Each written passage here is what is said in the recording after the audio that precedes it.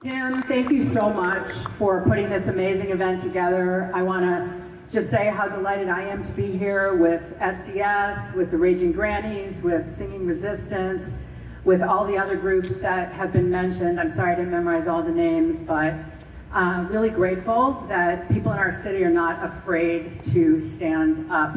So we all had a place we could be tonight, and it wasn't here, but we chose to be here because we know our rights are at stake. So let's give all of us a round of applause for coming out. This is not the end. It's not even the beginning, of course. We got to stay at it.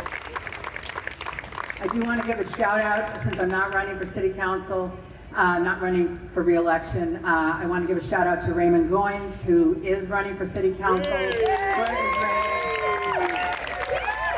A member of our community who definitely is here because he cares about the issues we all care about. So pay attention to this young man. It is an honor to serve. I am honored to have been elected 4 years ago. I have tried to do my best as probably the most lefty person who sits in that council chambers. It is an honor, by far. It's an honor to get to try to serve a city you love. It was just last August when I was sitting in there at a meeting on the impacts of oversized vehicles. I was just sitting in the audience listening to a lot of the vitriol, when I got a text from someone at Stanford Hospital saying, "Help, ICE is here." A few of us got that text. The request was help. I didn't even know what that meant, but the sentence, "ICE is here" at Stanford Hospital, scared the you-know-what out of me. So I did leave the meeting, and I told a few people around me where I was going, and they got in their cars, and I got in mine, and we drove over to Stanford Hospital to try to figure out what the heck was going on. We didn't know if we could help. We didn't know if we'd be wanted, but the call for help had gone out, and this is that moment when the call for help goes out. You can't ask, do I have time? Do they mean me? This is the moment we're in this America. When we get the call, we have to show up. So we went there and learned that ICE had detained a woman who lives in East Palo Alto, and while she was in their custody, she had had a medical event, and they had to bring her to the local emergency room, which was Stanford.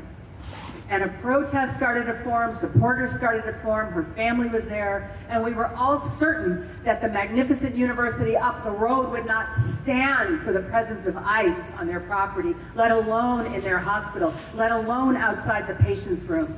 We did not believe that that magnificent institution would not be able to stand up to the federal government when they said she cannot see her priest, she cannot have family members come visit her, her lawyer will not be allowed inside. And for 5 days, armed ICE goons stood outside her room, and her rights were systemically denied.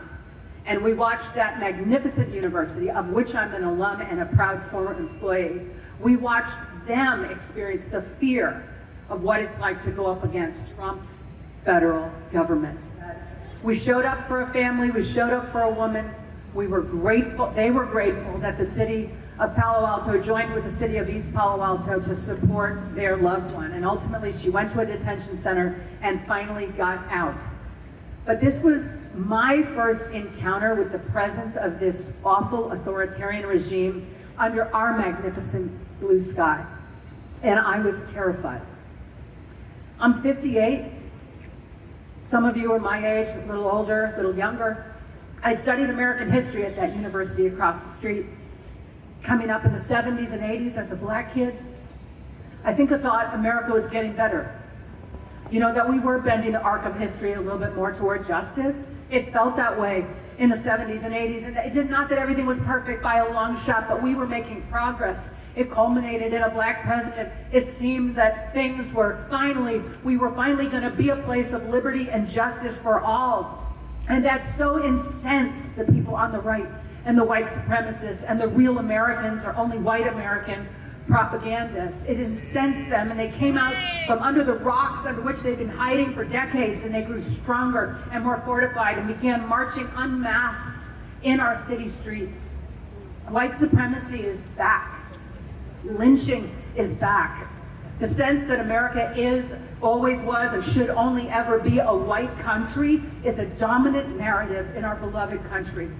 Shame. Shame. Shame. wouldn't have asked to live in this time, in a time where these things are present, but this is our time. And it's on us to be the set of people who will not stand for it, to stand on the shoulders of those years ago and decades ago and centuries ago who had to fight and put their lives and voices on the line for what's right. It is on us now. It is not what we would have wanted, but it is our time. So as they seek to dismantle our Fourth Amendment rights with these flock cameras, I hope you will continue to use your First Amendment right and speak up. Whether it's here tonight, whether it's with friends tomorrow or on a different street corner or in a certain city hall on Monday, where I understand there's an item before us to look at our flock contract, use your voices.